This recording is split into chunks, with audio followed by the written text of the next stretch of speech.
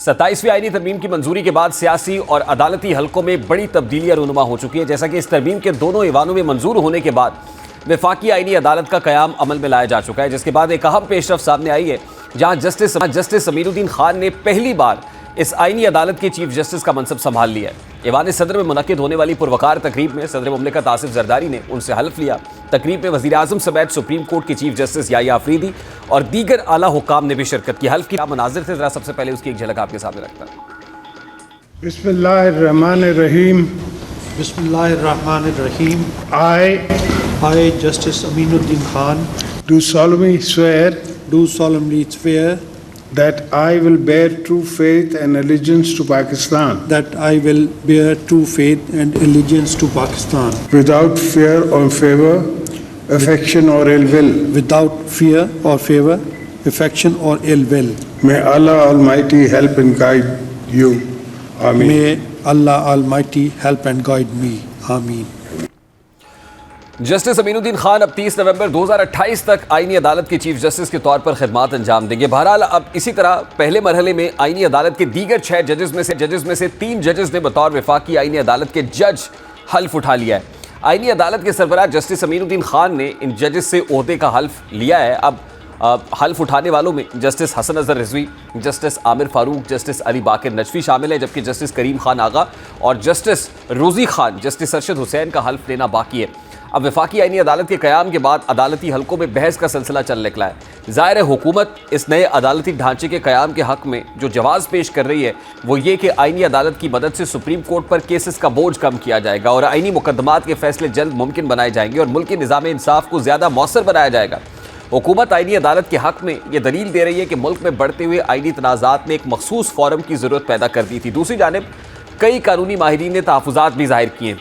उनका कहना है कि एक नई अदालत जो आईनी अदालत है उसका क़याम सुप्रीम कोर्ट की आईनी बालादस्ती को मुतासर कर सकता है और मुस्तक़बिल में आईनी तनाज़ात के 2 मुतवाज़ी मराकज़ पैदा होने का ख़दशा मौजूद है। कुछ माहिरीन का मौक़िफ़ है कि असल मसला अदालतें नहीं बल्कि निज़ाम के अंदर ताख़ीर की वजूहात, अमल दरामद के मसाइल और इंतज़ामी कमज़ोरियाँ हैं, जिन्हें दूर किए बगैर नई अदालतों का क़याम हकीकी फ़ायदा नहीं देगा। यूँ ये नया अदालती ढांचा एक तरफ हुकूमती इस्लाहात का हिस्सा समझा जा रहा है, जबकि दूसरी जानिब इस पर आईनी और कानूनी बहस जारी है जो आने वाले दिनों में मज़ीद शिद्दत इख्तियार कर सकती है। बहरहाल आईनी अदालत के क़याम के बाद सुप्रीम कोर्ट के सीनियर जजेस ने न सिर्फ अपने तहफ़्फ़ुज़ात का इजहार किया है बल्कि इस्तीफ़े भी दिए हैं, जिनको आज बाज़ाब्ता तौर पर सदर मुमलिकत ने मंजूर भी कर लिया, जैसा कि जस्टिस मंसूर अली शाह और जस्टिस अतर मिनल्ला ने अपने ओहदों से इस्तीफ़ा दिया है। दोनों जजेस साहिबान ने 27वीं आईनी तरमीम मंजूर होने के बाद अपने तहफ़्फ़ुज़ात की बुनियाद पर इस्तीफ़े दिए। अब इन जजेस साहिबान के इस्तीफ़ों के बाद हुकूमत की जानिब से भी सख्त रद्द-ए-अमल सामने आ रहा है। आज वज़ीर दिफ़ा ख्वाजा आवामी असम्बली में अपने खिताब के दौरान कह रहा था कि इन 2 जजेस को 27वीं आईनी तरमीम के बाद याद आया कि आइन पर हमला हुआ।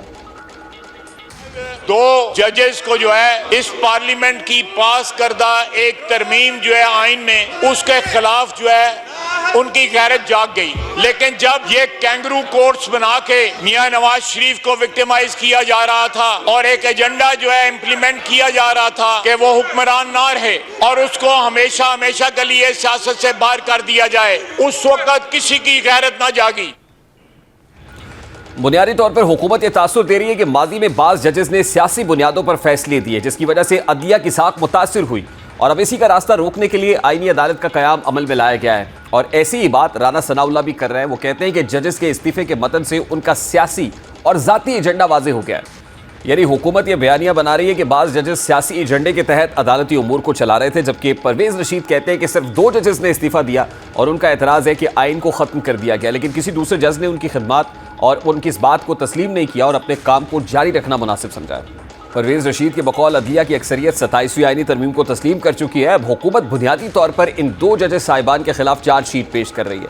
ये इल्ज़ाम लगाया जा रहा है कि मंसूर अली शाह और अतर मिनल्ला ने बरसों तक सियासी तौर पर इंतहाई हसास मुकदमात की समाअत की और यूँ अदालती सरगर्मी को सियासत के जो बीचों बीच ला खड़ा किया और उनके फैसलों ने बार बार सियासी नताइज पर गहरा असर डाला, जिसने अदालती हुदूद के बारे में संगीन सवालात खड़े किए।